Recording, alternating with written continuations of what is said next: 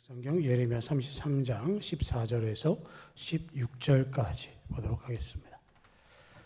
구약 예레미야 33장 14절에서 16절까지의 말씀 보도록 하겠습니다. 다 같이 한 목소리로 받들어 읽겠습니다. 14절로 16절입니다. 여호와의 말씀이니라. 보라, 내가 이스라엘 집과 유다 집에 대하여 일러준 선한 말을 성취할 날이 이르리라. 그날 그때 내가 다윗에게서 한 공의로운 가지가 나게 하리니 그가 이 땅의 정의와 공의를 실행할 것이라. 그날에 유다가 구원을 받겠고 예루살렘이 안전히 살 것이며 이 성은 여호와는 우리의 의라는 이름을 얻으리라. 아멘. 오전에 말씀을 나눴죠. 참음으로 기다릴지니라. 우리 대리문절의 첫 주일을 지키게 됩니다.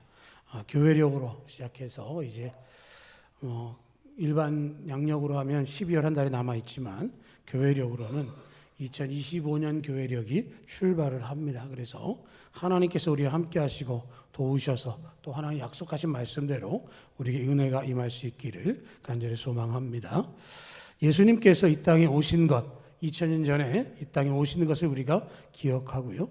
또 하나는 이 땅을 우리가 살아가는 동안에 주님의 말씀을 통해서 우리의 삶 속에 또 이 땅에 일어나는 모든 상황 속에서 하나님께서 새롭게 역사해 주실 것을 기대하고 우리가 다시 오실 주님을 기다리는 마음으로 대림절을 지나기를 소망합니다. 그래서 어떻게 보면 신앙생활은 기다리는 겁니다. 하나님의 때가 되기를.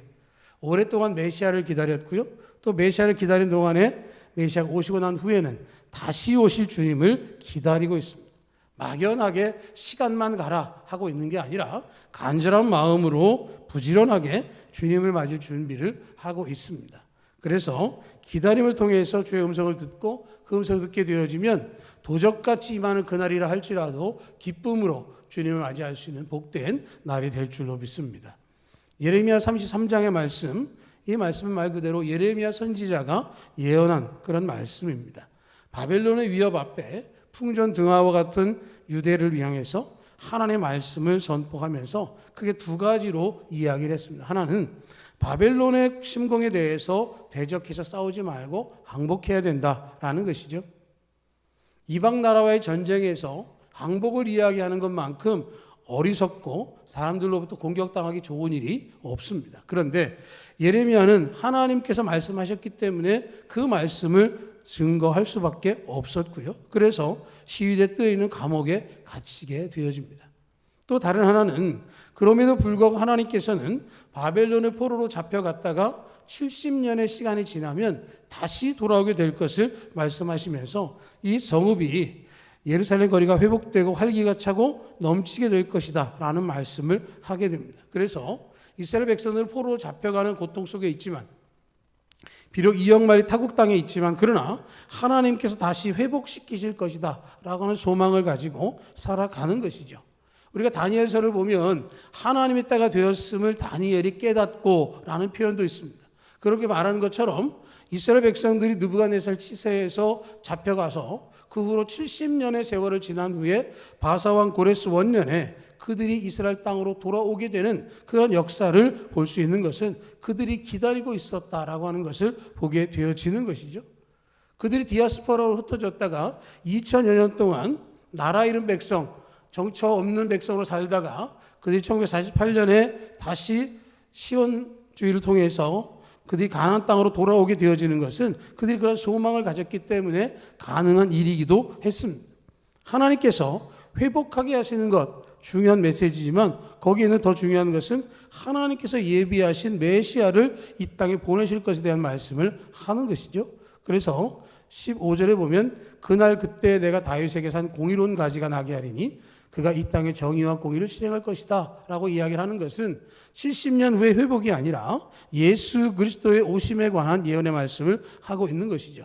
그래서 구약과 신약의 주인공이신 예수님에 관해서 많은 성경 곳곳에서 예수님의 탄생을 언급하고 있고 그것을 기다리라는 말씀을 하고 있습니다. 예수님께서 오시는 것, 대림절을 지나면서 그 소망을 우리가 갖게 되어지는 것은 그런 의미를 가지게 되는 것이라서 이 말씀을 생각해 보면 하나님께서는 이스라엘 집과 유다의 집에 대하여 선한 말이 성취하기를 기다려라 하고 말씀을 하셨습니다. 하나님 말씀하신 선한 말, 하나님의 뜻, 하나님의 공의가 나타나는 것에 대해서 이야기하시면서 그것은 반드시 성취될 거다라는 겁니다. 공수표가 아니라는 것이죠. 막연한 추세를 가지고 그냥 추측성으로 이야기하는 게 아니라 하나님께서 약속하셨다라고 하는 것입니다. 노아가 방주를 짓고 구원을 받기까지 무려 200여 년의 시간이 흘렀습니다. 여러분, 노아의 할아버지가 누군지 아십니까? 노아의 할아버지는 무두셀라입니다. 무두셀라가 노아를 얻게 될 때 하나님께서 무두셀라의 이름의 뜻을 말씀하시기를 내 손자가 태어나고 그때에 세상이 망하리라 라는 뜻이 담겨져 있습니다. 무두셀라가 노아가 태어났을 때 그는 기대가 있었을까요? 망할 것이라고 하는 것이 있었습니다. 그러나 노아 시대에 하나님께서는 망하는 것으로 끝나게 하지 않으시고 방주를 짓게 하시고 모든 생명 있는 짐승들을 거두셨습니다. 200년 동안 방주를 짓고 사람들로부터 손가락질 당하고 언제 하늘로부터 비가 쏟아져서 그 산꼭대기에 있는 배가 뛰어오를 정도의 물이 차겠느냐라는 말을 들을 수도 있었고 듣기도 했을 것입니다. 그럼에도 불구하고 노아는 그 믿음을 굳게 지켰고 하나님께서는 노아의 때에 홍수가 임하게 하셨습니다. 믿음을 가지고 나아갈 때 하나님께서 승리하게 해 주시는 것이죠. 욥도 마찬가지입니다. 아내가 자기를 원망했고요. 자녀들을 잃어버렸고요. 재산도 잃었습니다. 친구들도 자기를 책망하는 상황 속에서도 믿음을 지켰을 때 하나님께서 그를 회복시켜 주셨습니다. 다윗은 사무엘로부터 기름 부음을 받고 이스라엘 왕으로 그가 세움받을 것을 알고 있었습니다. 그러나 왕이 되기까지는 10년 동안 도망 다녀야 되는 세월이 있었습니다. 하나님께 세우신 그때가 되기까지 그는 그 시간을 다 겪어왔고 그 일을 통해서 이스라엘의 왕이 되었습니다. 믿음의 조상들은 그 하나님 말씀이 성취되기까지 기다리고 또 기다렸습니다. 고난을 겪는다 할지라도 비록 위경을 만난다 할지라도 그것을 통해서 하나님께서 성취하실 것을 그들은 반드시 기억하고 있었습니다. 창세기 3장 15절에 여자의 후손은 뱀의 머리를 상하게 할 것이요 라는 말씀을 하셨고요. 이사야 7장에 보라 처녀가 잉태 아들을 낳을 것이요 그의 이름을 임마누엘 하리라. 미가 선지자는 베들레헴 에브라다야 너는 유대 족속 중에 작을지라도 이스라엘 다스릴 자가 내게서 내게로 나올 것이라. 예수님의 탄생에 관한 약속의 말씀이 창세기로부터 미가서에까지 계속해서 증거가 되어졌고 주님은 2000여 년 전에 이 땅에 찾아와 주셨습니다.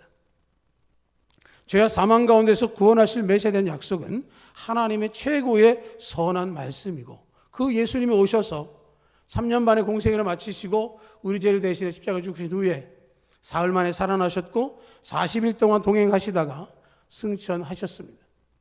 사도행전에 보면 너희 가운데 산을 올려주신 이 예수는 하늘로 가심을 본 그대로 오시리라. 이제 사람들은 예수님의 다시 오실 날을 기다리고 있습니다. 지금까지 모든 것이 성취되었기에 마지막 하나 남은 주님의 오실 그날을 위해서 기다리는 신앙이 우리 가운데 필요할 줄로 믿습니다. 또 말씀하시기를 다윗의 가지에서 후손이 태어날 것이라고 약속해 주셨습니다. 마태복음에 보면 아브라함과 다윗의 자손 예수 그리스도의 세계라 하는 말씀이 기록되어져 있고 52대에 걸친 족보가 언급이 되어져 있습니다. 하나님께서 약속하신 그대로 다윗의 후손으로 예수님께서 이 땅에 오셨고요. 다윗의 고향인 베들레헴에서 탄생하셨습니다. 구약에 많이 예언된 대로 예수님은 그 모습 그대로 찾아오셨습니다. 구약에 예언된 이 말씀, 하나님께서 약속하신 대로 성취되었기 때문에 우리에게 소중한 말씀이요. 그 말씀대로 이루신 예수님이기 때문에 우리의 구원자는 오직 예수님밖에 없는 것이죠. 구약의 말라기로 끝나고 신약의 복음이 선포되기까지 약 400여 년의 침묵시대가 있었습니다. 하나님 말씀하셨지만 사람들은 하나님의 말씀을 들을 수가 없었습니다. 그런 시대에 요단 강변에서 세례 요한이 말씀을 선포할 때 사람들은 세례 요한이 그들이 기다렸던 메시아인가 하는 생각을 가졌습니다. 그런데 세례 요한은 말하기를 자기는 광야에서 외친 자의 소리요 그분의 길을 예비하는 자라고 자기를 소개했습니다. 이사야에서 예언된 그대로 광야에 외치는 자의 소리로서 그는 사명을 감당했고 그 사명 앞에 예수님께서 세례받으심으로 공생애를 시작하셨습니다. 오직 예수님 외에는 구원받을 만한 이름을 우리에게 허락하지 않으셨음을 분명히 알고 그 말씀은 하나님의 말씀의 성취로 다가온 것이고요. 그렇기 때문에 그때가 되어지면 16절의 말씀처럼 그날에 유다가 구원을 받겠고 예루살렘이 안전히 살 것이고 이 성읍은 여호와는 우리의 의라는 이름을 얻으리라 하는 말씀을 해 주셨습니다. 예루살렘 성의 회복, 유다의 회복으로 끝나는 것이 아니라 그 일을 통해서 하나님께서 모두를 회복하시고 구원의 길을 열어주시고 주 예수를 믿으라 그리하면 너와 내 집이 구원을 받으리라 하는 말씀으로 이끌어 주셨습니다. 앞에서 언급한 대로 노아를 통해서 욥을 통해서 다윗을 통해서 하나님께서 그 일을 보여주셨습니다. 누가복음 2장에 보면 시므온이라고 하는 사람의 얘기가 나옵니다. 예수님이 이 땅에 오실 것에 대한 소망을 가지고 그는 성전에서 늘 기도하고 이스라엘의 위로를 기다리는 자였다라고 말씀하고 있습니다. 그가 죽기 전에 메시아를 만나게 될 것이라고 하는 성령의 계시를 받았습니다. 그런데 그때에 아기 예수님이 결례를 행하기 위해서 예루살렘에 찾아오셨습니다. 그 아기를 안고 시므온이 하나님께 고백합니다. 하나님, 이제 저를 해방시켜 주시는군요. 내 눈이 주의 구원을 보았으므로 이제 여한이 없습니다. 하나님이 약속하신 그대로 시므온에게 임했습니다. 하나님께서 약속하신 것은 반드시 성취가 되어지는 것이고 그를 믿는 가운데 그 모든 것들을 통해서 우리를 구원하실 것을, 우리를 안전케 하실 것을 우리는 기대하게 되는 것이죠. 대림절 시간을 지나면서 정말 우리가 잘 기다릴 수 있기를 축복합니다. 막연하게 생각하는 것이 아니라 말씀대로 이루어지시는 예수 그리스도의 은혜, 하나님께서 약속하신 것, 구세주 예수 그리스도 다윗의 후손으로 이 땅에 오셨다가 부활 승천하시고 다시 오실 그때가 언제인지는 알 수 없으나 그날과 그때가 되어졌을 때 도적과 같이 임한다 할지라도 마라나타 아멘 주 예수의 오시옵소서 하고 기다릴 수 있고 그 기다림 가운데 하나님의 은총을 누릴 수 있는 우리 모두가 되기를 주님의 이름으로 축복합니다.